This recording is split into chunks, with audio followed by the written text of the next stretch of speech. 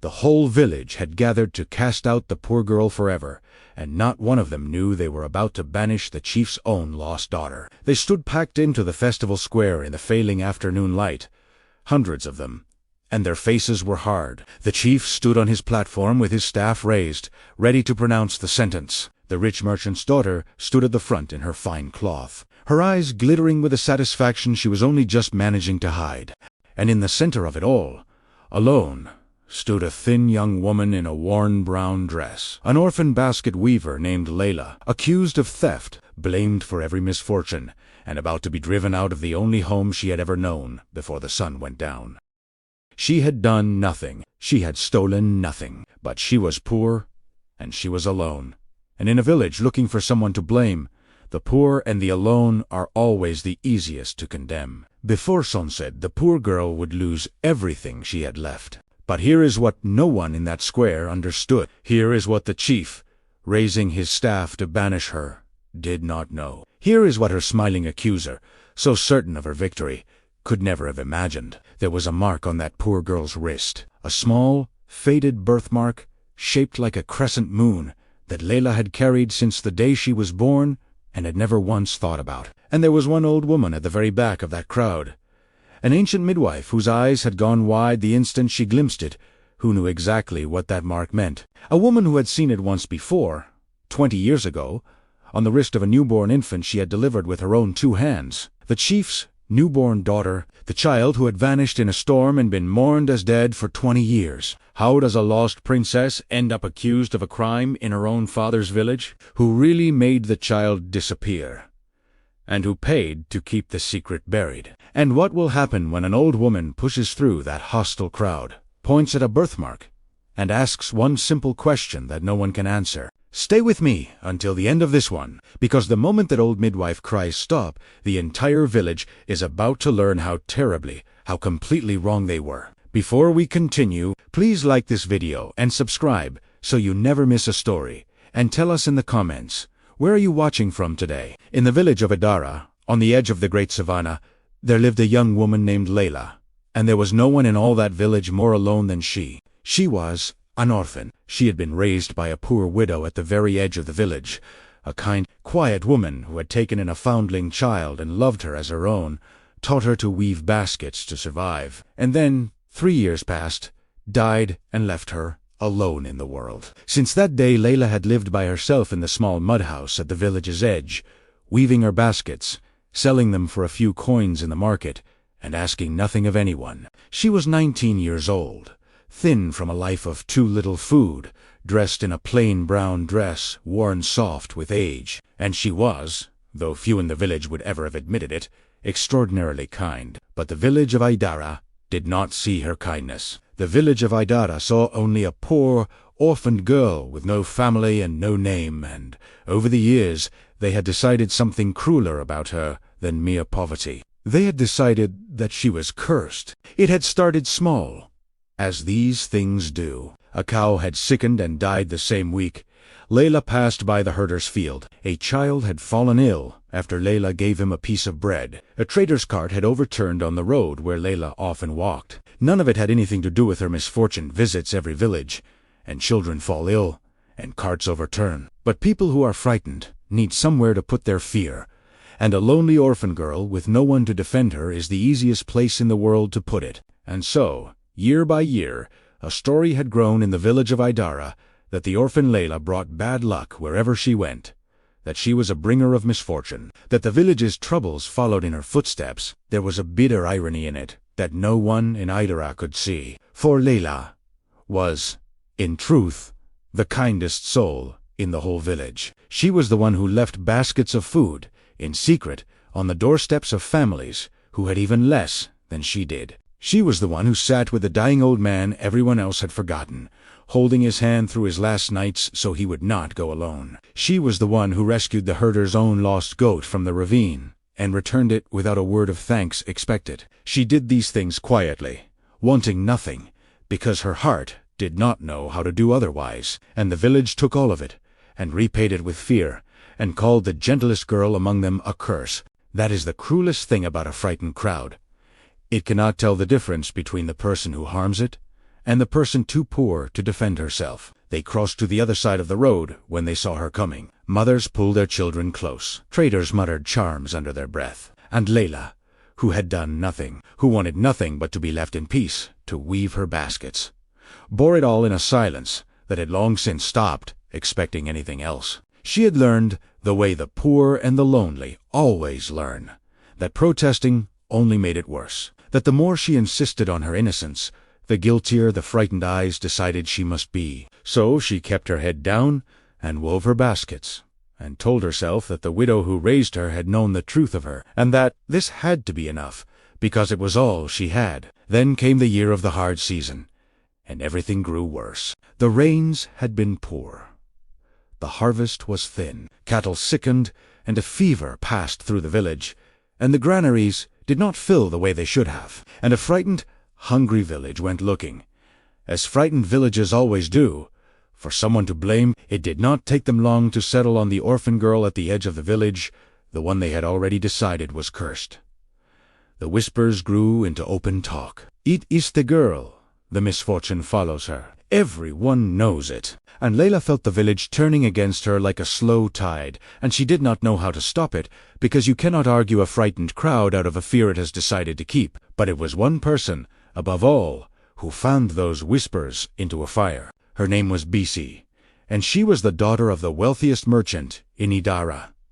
She was beautiful and proud and accustomed to being the center of every gathering, and for reasons Layla had never understood, Bisi had hated her for years. Perhaps it was because, even in her worn brown dress, Layla carried a quiet grace that no amount of Bisi's gold could buy. Perhaps it was something older and deeper that Bisi herself did not fully understand. Whatever the reason, Bisi had spent years making Layla's hard life harder, mocking her in the market, spreading the ugliest versions of the curse stories, making sure the village never forgot who to blame. And now, in the hard season, with the whole village frightened and angry and hungry for a target, Bisi saw her chance to be rid of her rival for good.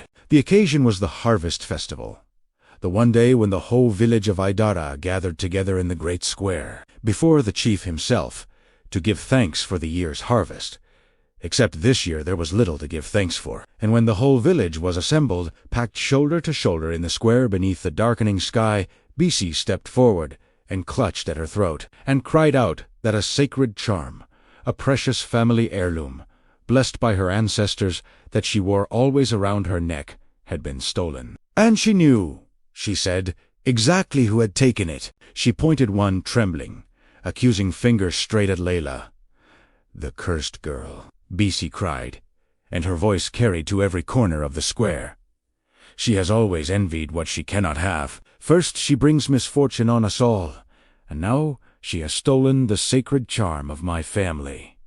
I demand justice, Chief Adegimi. I demand that this thief, this bringer of curses, answer for what she has done." And the frightened, angry, hungry village, so ready to believe the worst, roared its agreement. Layla stood alone in the center of it all, her heart pounding, staring at the wall of hostile faces, and understood with a cold horror that she had no way to prove a thing.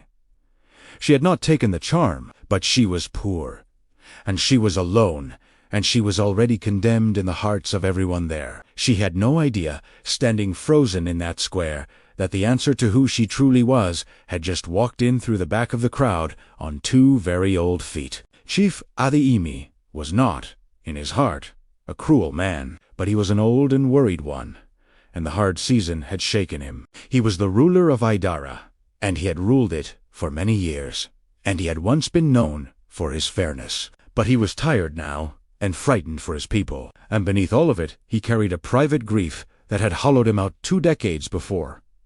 A grief he never spoke of, and that had made him, over the years, a harder and more brittle man than he had once been. And on this evening, faced with a terrified village demanding action, with his people hungry and his authority in question, he did the thing that tired and frightened leaders so often do. He reached for the easy answer instead of the true one. He looked at the orphan girl standing alone in the center of the square, the girl the whole village had already condemned, the girl with no family to defend her, and no wealth to make him hesitate.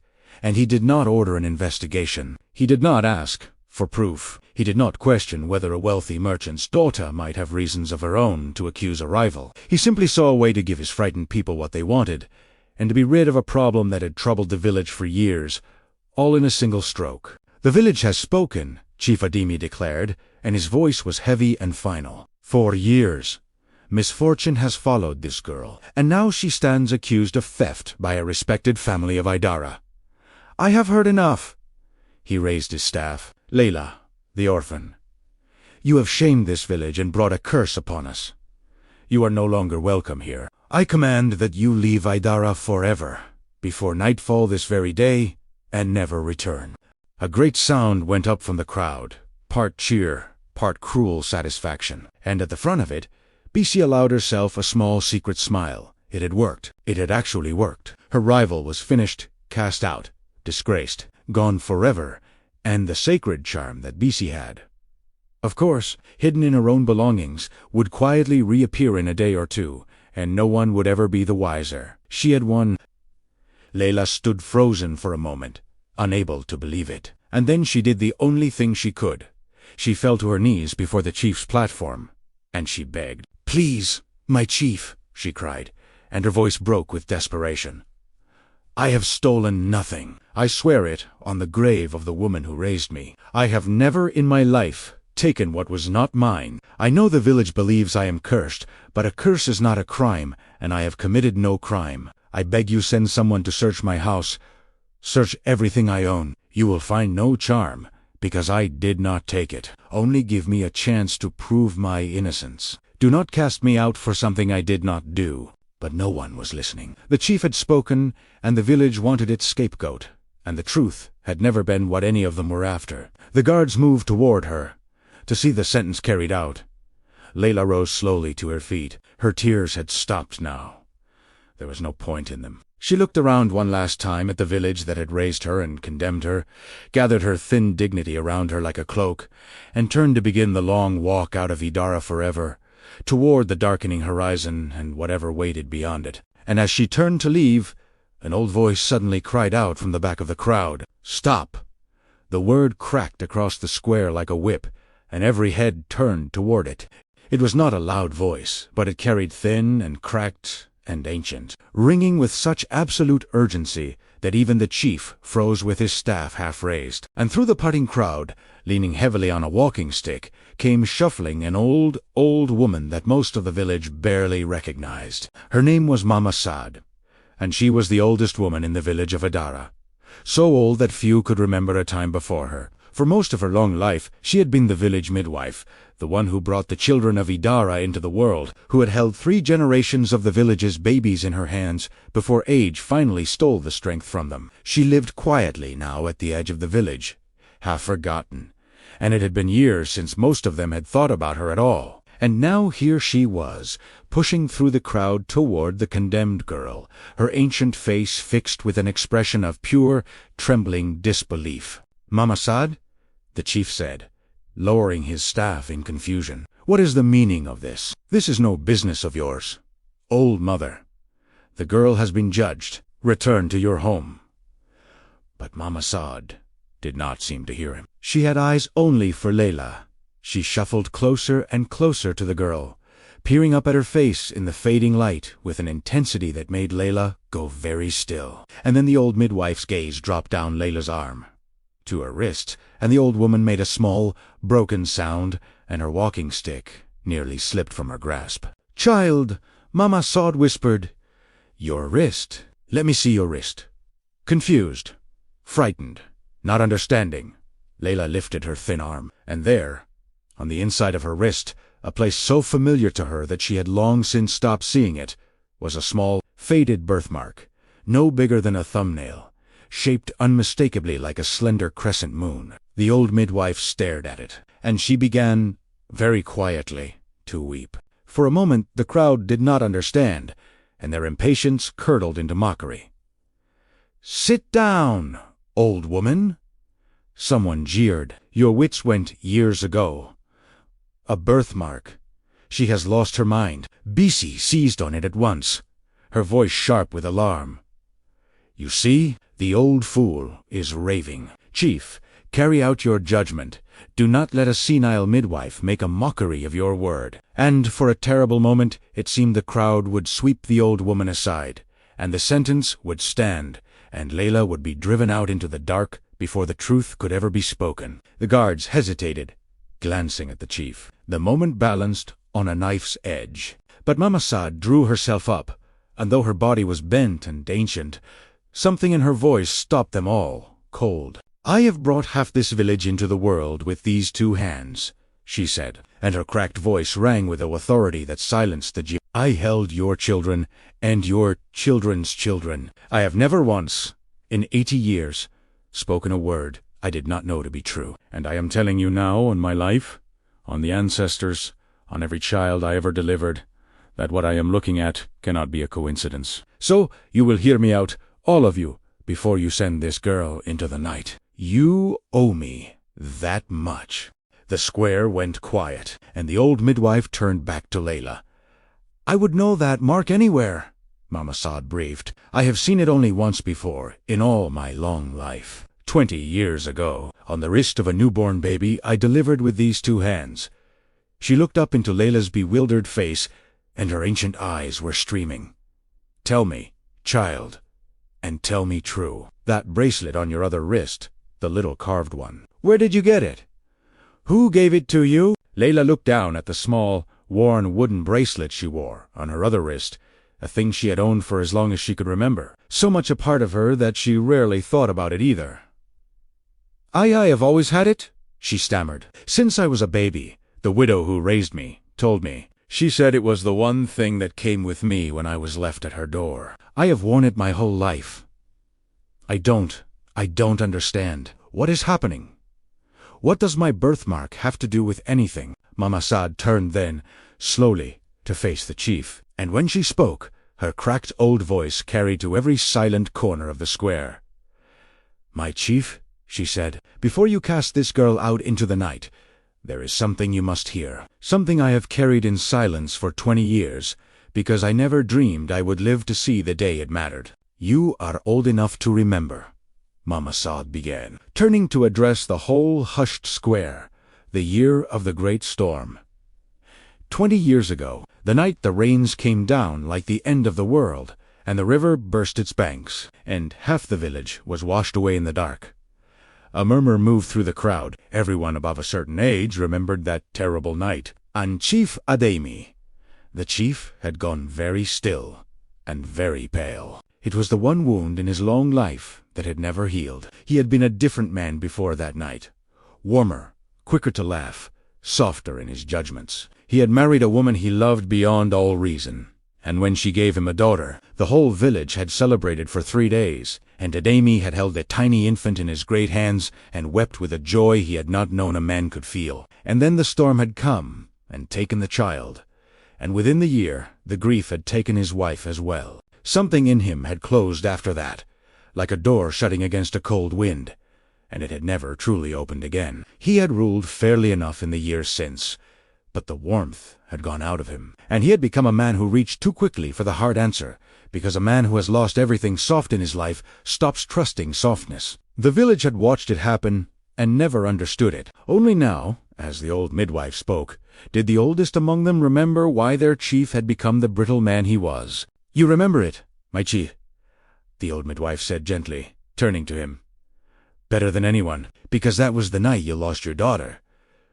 The whole square seemed to hold its breath. It was true, every old enough soul there knew it, though no one had spoken of it in years. 20 years ago, Chief Ademi had had an infant daughter, his only child, born to the wife he had loved more than his own life. And on the night of the great storm, in the chaos and the flooding and the terror, the baby had vanished from her cradle and was never found. His wife had died of grief within the year, and the chief, who had once been a warm and open man, had closed like a fist around that loss and never truly opened again. It was the private grief that had hollowed him out, the thing the whole village knew and no one ever mentioned. "I delivered that child, my chief," Mama Saad said, and tears ran freely down her ancient face. "I brought your daughter into this world with my own 2 hands, in this very village, 20 years ago, and I saw, as clearly as I see it now, the mark she carried on her wrist, a birthmark, small and faded, in the shape of a crescent moon. The same mark,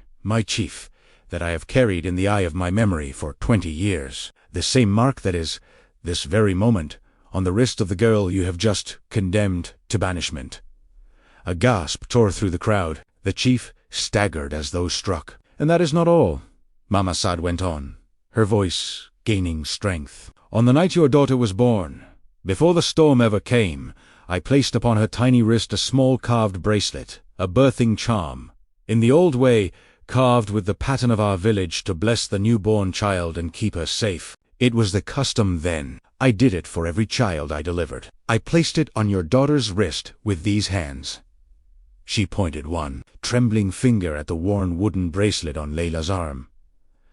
That bracelet, my chief, I would swear before the ancestors themselves, is the very one.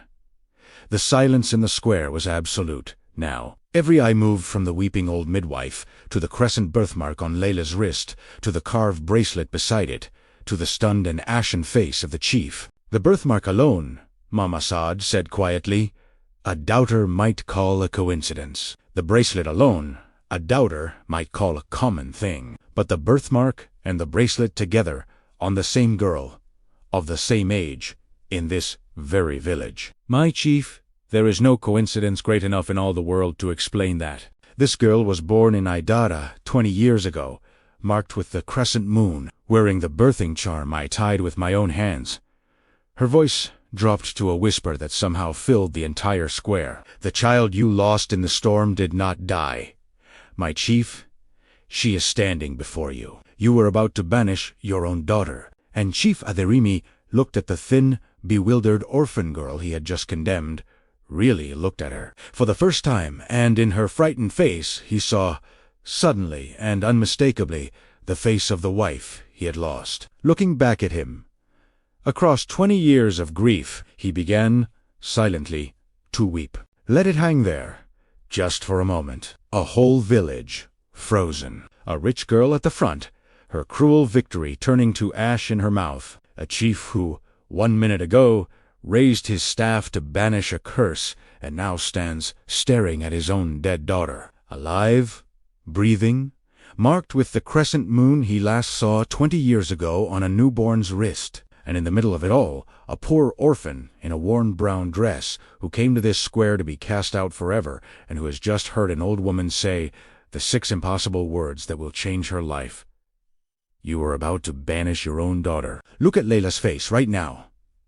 Remember it, because the cursed orphan of Idara is about to disappear forever, and the lost daughter of a chief is about to take her place. But not everyone in that square was weeping. For a long moment, doubt still hung in the air, because it was an impossible thing to believe. And there were those who did not want to believe it, and chief among them was Bisi. This is madness, Bisi cried, her voice shrill with a panic she could not quite hide.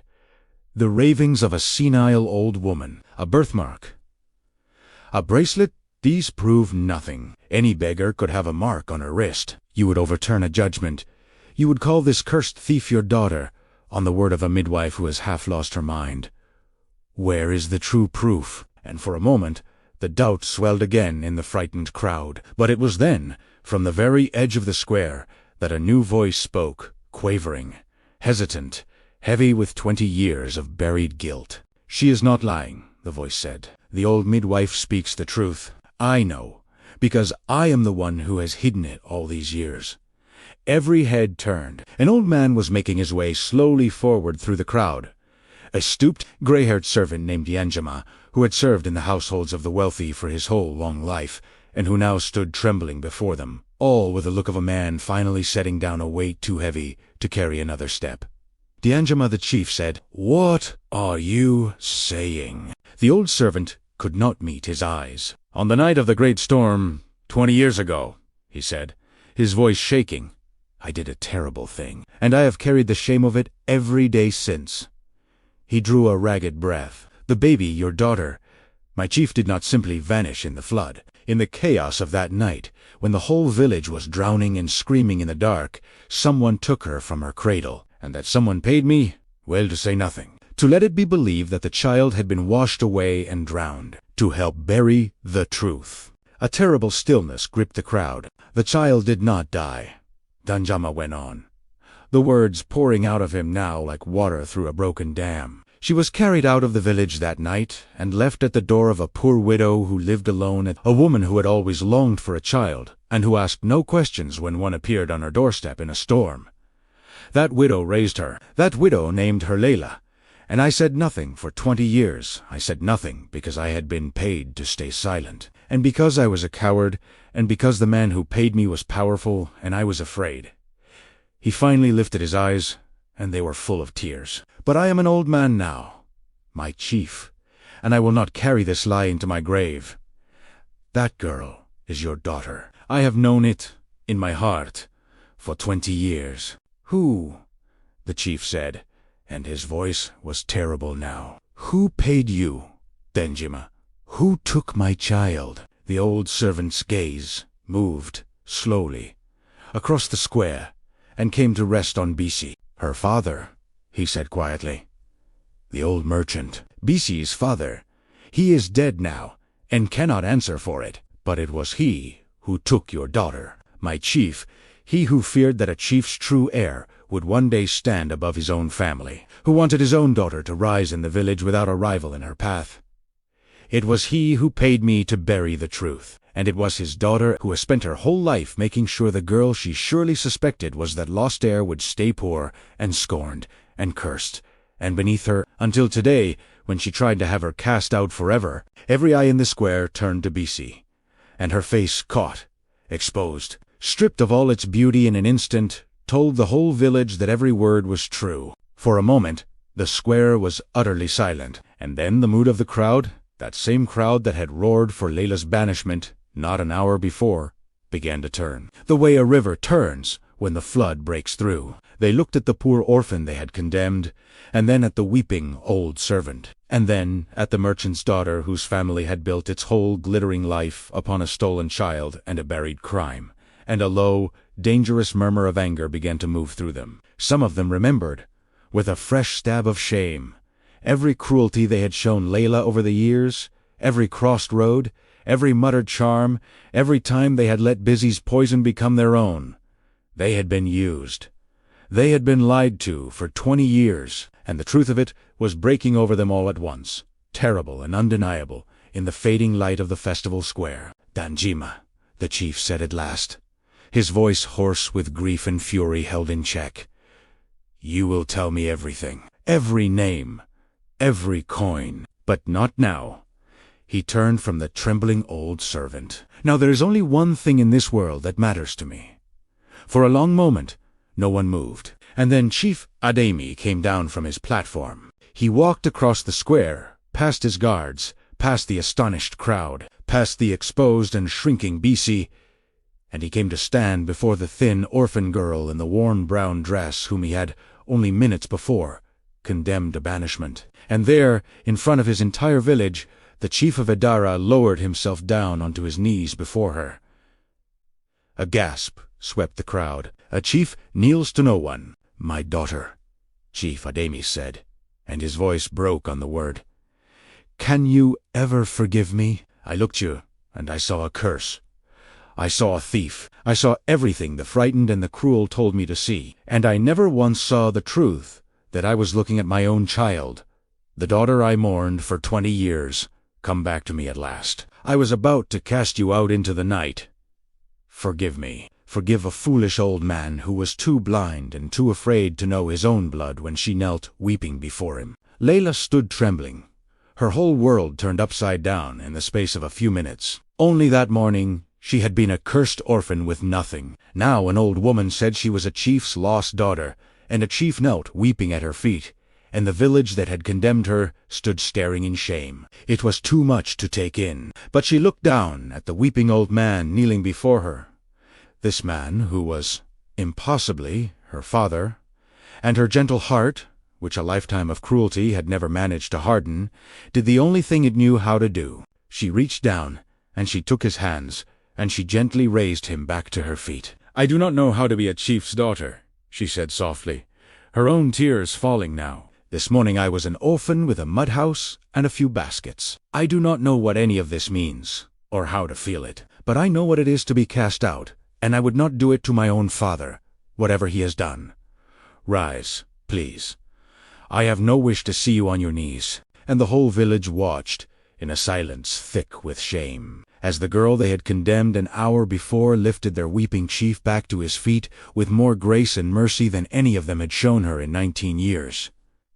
Some of them wept. Some of them could not look at her at all. All of them understood, in that moment, exactly how badly they had misjudged the gentlest soul among them. Then she turned to Bisi. The merchant's daughter stood alone now, abandoned by the crowd that had cheered her only minutes before, her schemes laid bare before the whole village. And when Layla spoke to her, it was not with the fury Bisi surely expected. "You knew," Layla said quietly. It was not a question. Bisi's composure finally shattered. "I suspected," she whispered, and for the first time in her life there was no pride left in her voice. "My father told me that there was a girl who was more than she seemed, and that our family's place depended on her never knowing it. I was afraid. I had everything, and you had nothing, and I was terrified that if the truth ever came out, I would lose it all. So I made sure the village always saw you as cursed as Beniatmi. I told myself you would never know." She looked down. "I have spent my whole life protecting a lie my father built, and I am so tired. I am so ashamed." The crowd waited for Layla's judgment. They expected wrath. They expected her to demand that Bisi be punished as cruelly as Bisi had tried to punish her. It would have been justice, of a kind. But that was not what Layla asked for. "I have spent my whole life," Layla said, and her clear voice carried across the silent square, "being judged for what I was not, judged for being poor, judged for being alone, called a curse and a thief by people who never once troubled to learn the truth of me." She looked around at the villagers, the very people who had condemned her an hour before. "I know exactly how it feels to have the whole world decide who you are without ever asking. And I would not wish that on anyone, not even on her." She turned back to her father, the chief. "I do not ask for Bisi to be cast out, the way she tried to cast me out. I do not ask for her to be cursed, the way I was cursed. That would only be the same cruelty, wearing a different face." She drew a breath. "I ask for one thing only. I ask that this village never again do to another soul what it did to me. That no poor child, no orphan, no person without wealth or family to defend them ever again be judged guilty simply because they are easy to blame. Let that be the justice that comes out of this day. Not revenge. A promise." A murmur of wonder moved through the crowd, and then something deeper, a kind of shame that turned, slowly, into resolve. For the villagers looked at this girl they had condemned, who now had every power to destroy them, and chose instead to ask only that they be better, and they understood that they were in the presence of exactly the kind of heart a village prays its leaders will have. Chief Ademi raised his voice and made it law. "Hear me, people of Idara. From this day forward, let it be so. No person in this village shall ever again be condemned without proof. No child shall be judged by their poverty, nor scorned for having no family to stand behind them. My daughter has asked it, and it is wiser than anything I have ruled in 20 years, and so it shall be the law of Idara for as long as this village stands." And there was one more thing to be done. The chief called old Mama Sod forward, the midwife who had brought his daughter into the world, who had remembered a birthmark for 20 years, who had found the courage to push through a hostile crowd and cry stop when no one else would speak. Before the whole village, he honored her. "You gave me back my daughter," he told her, taking her ancient hands in his. "You remembered the truth when everyone else had forgotten it, and you were brave enough to speak it when speaking cost you nothing but trouble. There is no honor in this village great enough to repay you. But everything I have is yours, old mother, for the rest of your days." And Mama Sod wept, and said the only reward she had ever wanted was to see the child she had delivered restored to her rightful place at last. As for Bisi, the chief did not banish her, because his daughter had asked him not to, and because he had learned, that very evening, where casting people out too quickly leads. But Bisi's family had built their wealth and they're standing on a buried crime. And now that the crime was known, that standing was gone. She lost her place at the front of every gathering. She lost the admiration she had built her whole life upon. But Layla, in a final act of the mercy that defined her, asked that BC be given something to a chance to rebuild her life honestly, through honest work, and to become, if she was willing, something better than the frightened, grasping girl her father's lie had made of her. And BC, humbled to the ground, wept and took the chance, and spent the rest of her days trying to earn her way back to a village she had wronged. And Layla, the cursed orphan, the accused thief, the girl the whole village had gathered to banish forever, was welcomed home instead as the chief's own daughter. The lost heir of Idara, restored at last to the family and the place that had always been hers. She did not become proud. She never forgot the mud house at the edge of the village, or the taste of being scorned, or the kindness of the poor widow who had raised a foundling as her own. She used her new place to protect the poor, to defend the accused, to make certain that no frightened village ever again found it so easy to condemn the innocent. And the people of Idara, who had once crossed the road to avoid her, came in time to love her more than any leader they had ever known. In the years that followed, they say, the village of Idara changed. It became known across the whole savannah as a place where the poor were not despised and the accused were not condemned without proof, a place where a hungry traveler was fed rather than feared, and a lonely orphan was taken in rather than blamed. And when people asked how a single village had come to be so different from its neighbors, the elders would smile and point to the woman who ruled there and tell the story of the night. The whole village gathered to cast out a cursed girl and cast out their own cruelty instead. The girl they had called a curse had become, in the end, the greatest blessing Idara had ever known. And she had done it not by punishing them for what they had done to her, but by refusing, ever again, to let them do it to anyone else. For the elders of Idara tell their children, to this very day, an old saying that was born in that festival square, that you may bury the truth as deep as you like, and piled the years upon it like earth upon a grave, and even the one who was wronged may forget it was ever there. But truth is a seed, not a stone, and a seed that is buried does not die. It waits in the dark, through all the long seasons, until the right voice calls it, and then it breaks the ground, and rises into the light, and blooms where everyone had sworn that nothing could ever grow. For a lie, however powerful, is only ever borrowed time. The truth of who we are cannot be drowned by a storm, or bought with a rich man's silver, or buried by the fear of the powerful, or erased by the scorn of a whole village. It waits. And when at last the right witness finds the courage to speak, justice, however long it has slept, always finds its way home. If Layla's story moved your heart, if you believe that no person should ever be judged by their poverty, type the word truth in the comments, so I know this story reached you. Share it with someone who has ever been wrongly blamed, and who needed to be reminded that their innocence will one day be seen. Subscribe to our family if you have not yet, so you never miss a story, and I will see you in the next one.